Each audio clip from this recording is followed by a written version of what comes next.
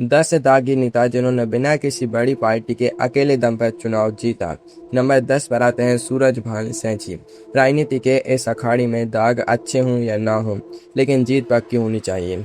सूरजभान सिंह का नाम जब भी आता है तो बिहार की वो सियासत आंखों के सामने आ जाती है, जहां बाहुबल और जनाधार एक ही सिक्के के दो पहलू माने जाते हैं। जब बड़े बड़े राजनीतिक दलों ने इनसे दूरी बनाने में ही अपनी भलाई समझी, तब इन्होंने किसी की बैसाखी का सहारा नहीं लिया। साल 2004 का वो लोकसभा चुनाव भला कौन भूल सकता है, जब इन्होंने बिहार की बलिया सीट से निर्दलीय मैदान में ताल ठोकी थी।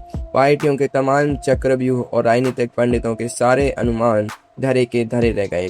जनता ने इनके नाम पर ऐसी मुहर लगाई कि विरोधी देखते रह गए। इसे कहते हैं अकेले दम पर राजनीति के शेरों को पटकनी देना।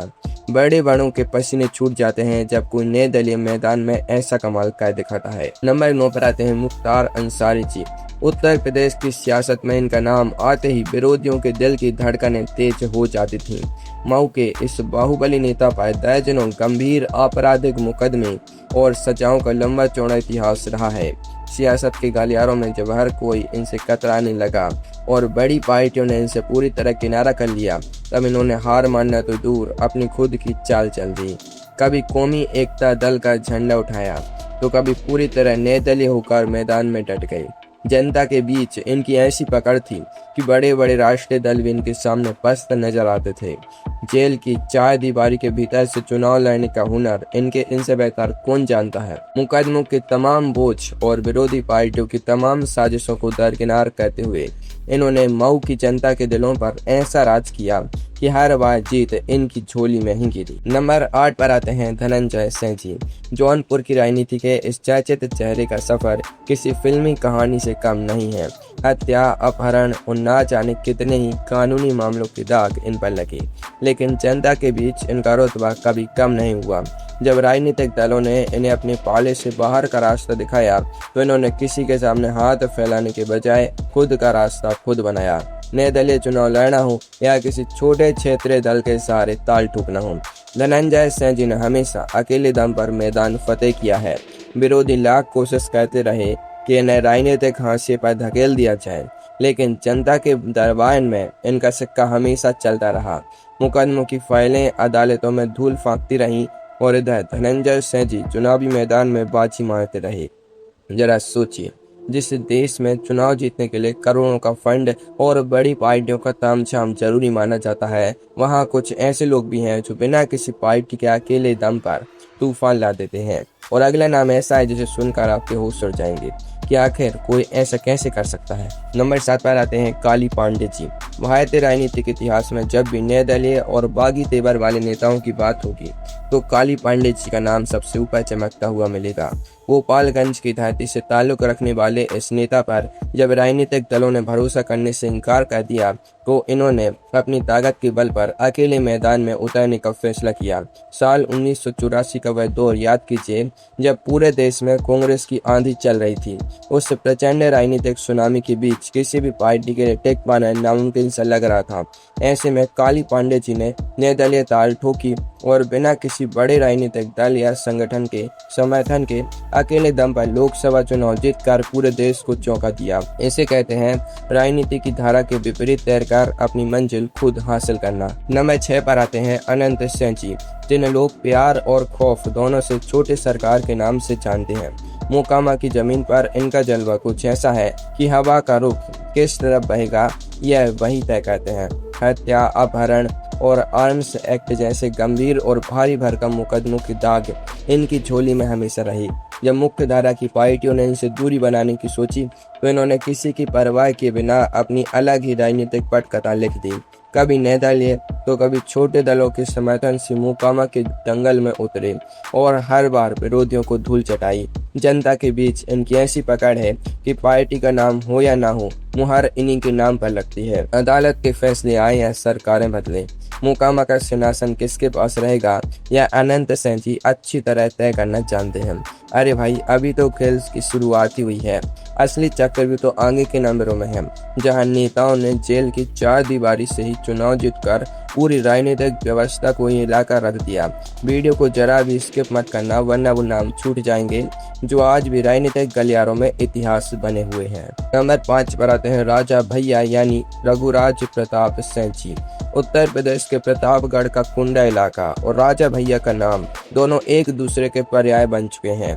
शुरुआती दौर में इन पर कई गंभीर आपराधिक मुकदमे दर्ज हुए। विरोधी खेमों ने इन्हें घेरने के लिए कोई कसर नहीं छोड़ी, लेकिन राजा भैया की बादशाहत पर कभी आंच नहीं आई। खास बात यह है कि इन्होंने कभी किसी बड़ी राष्ट्रीय पार्टी की बैसाखी का सहारा नहीं दिया। दशकों से वे कुंडा विधानसभा सीट से पूरी तरह निर्दलीय यानी इंडिपेंडेंट उम्मीदवार के तौर पर चुनाव लड़ते आ रहे हैं और हर बार रिकॉर्ड तोड़ वोटों से जीत हासिल करते हैं। पार्टी कोई भी सरकार बनाए, राजा भैया के सामने टिकने की हिम्मत किसी में नहीं होती। इसे कहते हैं असली जन समर्थन, जहां सिंबल की नहीं बल्कि इंसान के रुतबे की कीमत होती है। नंबर 4 पर आते हैं मधु कोड़ा। झारखंड की राजनीति में जब भ्रष्टाचार और घोटालों की दाग पर चर्चा होती है तो मधु कोड़ा जी का नाम सबसे चमकता हुआ सामने आता है। देश के बहुचर्चित कोयला घोटाले में नाम आने और गंभीर आरोपों से घिरने के बाद बड़े बड़े राजनीतिक दिग्गजों ने इनसे दूरी बना ली। लेकिन राजनीति के असली खिलाड़ी वही होते हैं जो मुश्किल समय में भी अपनी चाल चलना जानते हैं।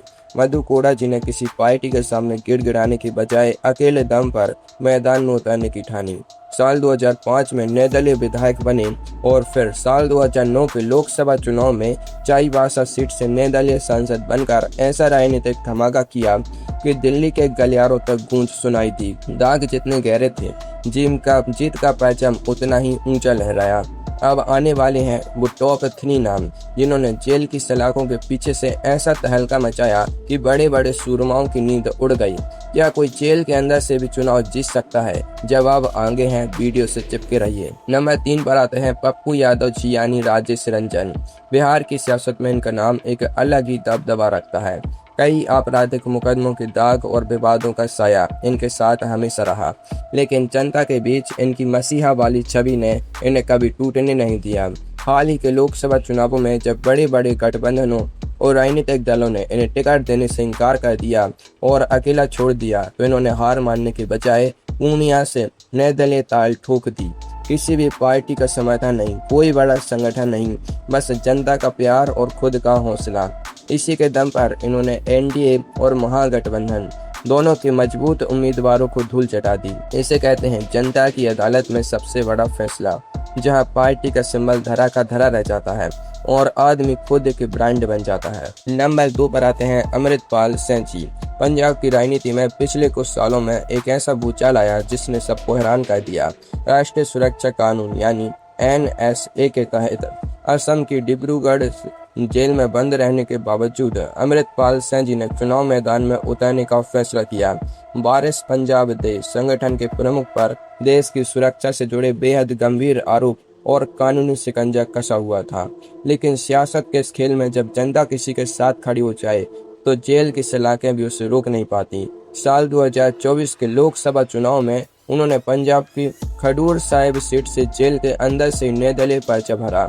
बिना किसी राजनीतिक दल के समर्थन, बिना किसी बड़ी चुनावी रैली के, सिर्फ जन समर्थन के बूते उन्होंने ऐसा रिकॉर्ड बनाया कि बड़े बड़े दिग्गजों की जमानत जब्त हो गई। नंबर 1 पर आते हैं इंजीनियर रशीद जी यानी शेख अब्दुल्ला रशीद। इस लिस्ट के सबसे बड़े और चौंकाने वाले खिलाड़ी आतंकवाद के वित्त पोषण यानी टेरर फंडिंग और मनी लॉन्ड्रिंग के बेहद गंभीर मामलों में यूपीए के तहत दिल्ली की तिहाड़ जेल में बंद रहने वाले इंजीनियर रशीद जी ने वो कर दिखाया जिसकी किसी ने कल्पना भी नहीं की थी। साल 2024 के लोकसभा चुनाव में उन्होंने जम्मू कश्मीर के हाई प्रोफाइल बारामूला सीट से जेल के अंदर से निर्दलीय उम्मीदवार के रूप में ताल ठोक दी। ना कोई पार्टी का झंडा, ना कोई बड़ा स्टार प्रचारक, और तो और वे खुद जेल की 4 दीवारी के पीछे थे। लेकिन कश्मीरी अवाम ने उनके समर्थन में ऐसा जन सैलाब ला दिया कि पूर्व मुख्यमंत्री उमर अब्दुल्ला जैसे दिग्गज नेता भी बहुत पीछे छूट गए।